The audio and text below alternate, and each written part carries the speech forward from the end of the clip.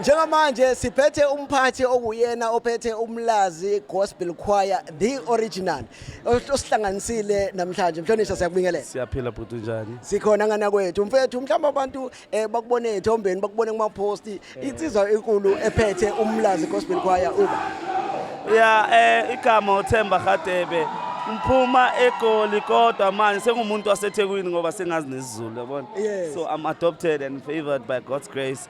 I came here to start a vision and it's coming well along. So yeah, that's me in short. Mhlonishwa usihlanganisile namhlanje ikakhulukazi nina ezichoir. Ngabe nje inhloso enkulu the reason ukuthi usihlanganise namhlanje. Inhloso kakhulu bhuti is to heal broken souls.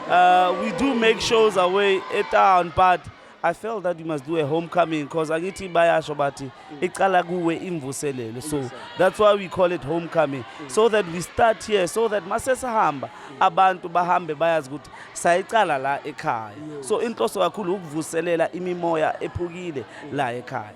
Mfethu ongakafiki la mfethu ngabe expecte no la mfethu nobukele la yini afana expect ikakhulukazi kunina ezichoir and also ama performers abangasibawalindele on stage. All right my brother, we are so privileged that we are about to do tours outside the province and other countries as well. So we felt the need to like I said before. So people must expect more and do follow EPMK. Without you guys, we are nothing because you took your time and come and understand and support the vision. So without